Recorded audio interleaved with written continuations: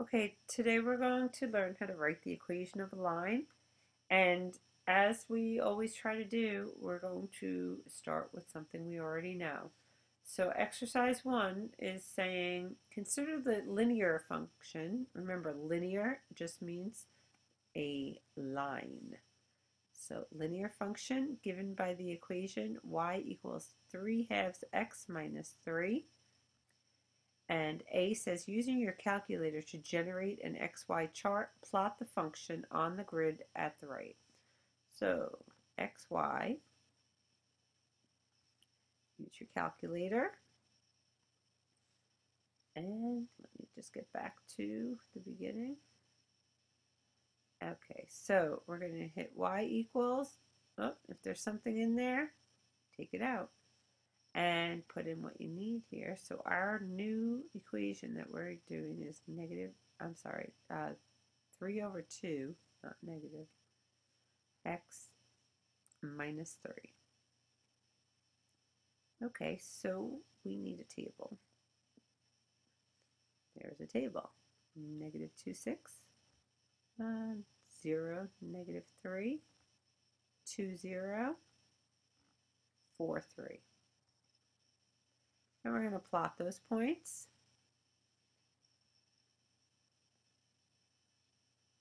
Oops, by 1, 2, 0, and 4, 3. You're going to use a straight edge to connect the dots. Dots being the points of the line.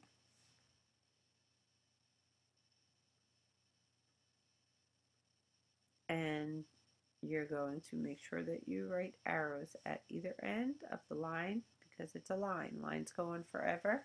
And label your line. Y equals 3 halves x minus 3. Okay, so we have a line that we've graphed from a chart. Next it says determine the slope of the line graphically. So we know to start at a point on the line and go to another point on the line using m equals rise over run. So we're going to go rise 1, 2, 3. We're going to rise 3 over 2. Rise equals 3, run is 2. That's our slope. Next we have to find the y-intercept.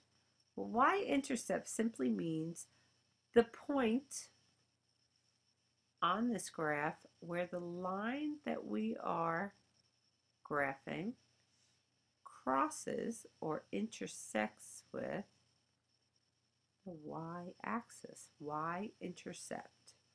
Okay, so our y-intercept here is negative 1, 2, 3. It's down 3 from the origin. So pen. Our y-intercept equals negative 3. Okay, so we're going to use that information, well, to see what we have here. There's 3 over 2. There's negative 3. There's 3 over 2. There's negative 3. So if you look down in the box here, we have a kind of formula type of thing, and it's the slope-intercept form of a line. So it's the way you write the equation of a line, which is exactly what we're trying to get to here, where m equals the slope and b equals the y-intercept. M equals the slope and and b equals the y-intercept, which is right there. Okay? Negative 3, which became minus 3 there. Okay, so why b? That's a good question, right? Why would we use b as the y-intercept? Well, when we begin to graph a line, we begin b at the y-intercept or on the y-intercept. Technically, I don't really know why it's a B, but that's the way I've always remembered it. So B is going to be your y-intercept. You begin graphing at B. All right, so let's begin at B. Let's jump down to exercise 2. It says write the equation in y equals mx plus b form. So I'm going to begin there. I need an m and a b. If I have an m and a b, then I have enough to write the equation of a line. My b value is positive 1. I begin at the y-intercept. My slope I find by rising 2 and running 1. I'm moving from one point to another on the line, so that's a 2 over 1. I have enough to write the equation of a line. The slope-intercept form is y equals mx plus b, but instead of an m, I'm writing a 2. Instead of a b, I'm writing a 1, and everything else gets written the same way it was. So what changes, or what gets substituted in? The m and the b. So the point of this whole thing is if you have an m and a b value, then you can write the equation of the line. So really, I could sit here and go like this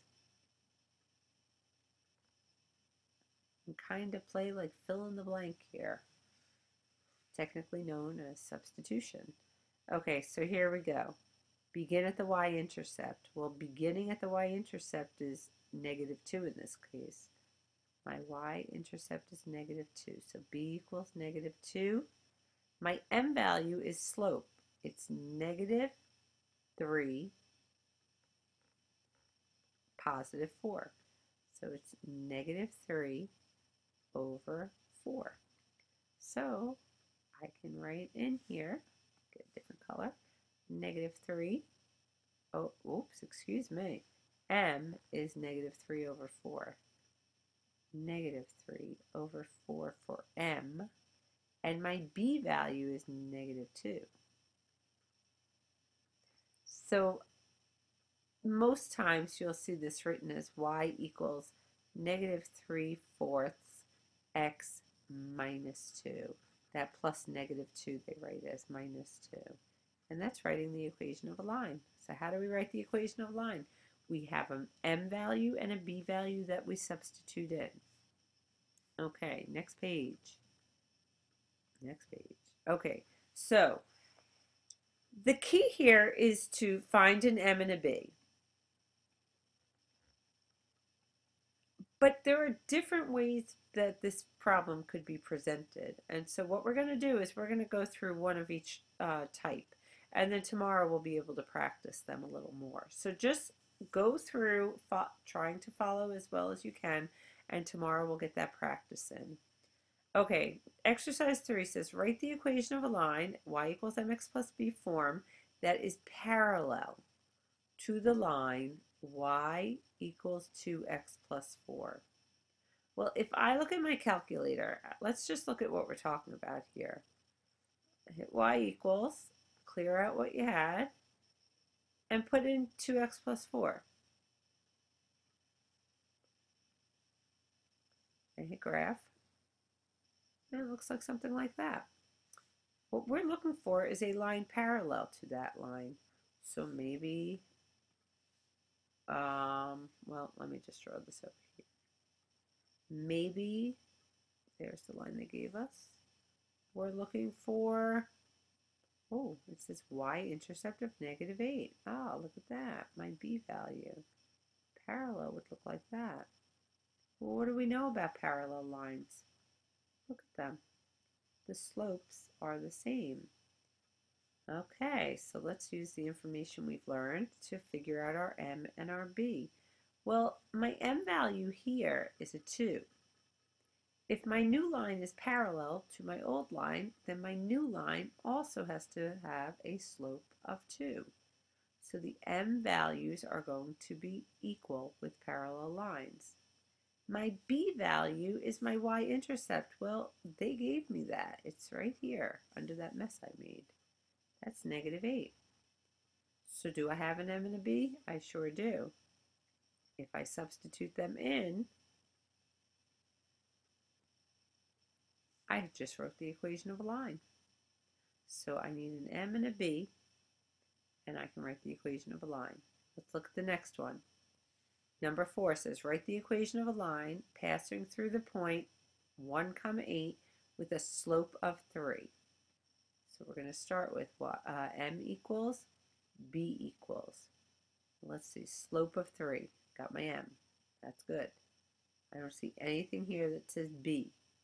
I have a 1, 8. If I had to put letters on that, I guess I'd have to write X, Y. X, Y are not letters I need to write the equation, but they are letters I might be able to use to get to B. So I'm going to put a x equals 1 and a y equals 8 over here.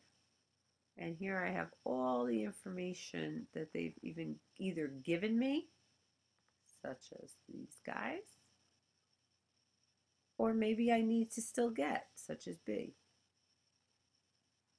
So look what happens. If I take y equals mx plus b, and I fill in everything that they've given me.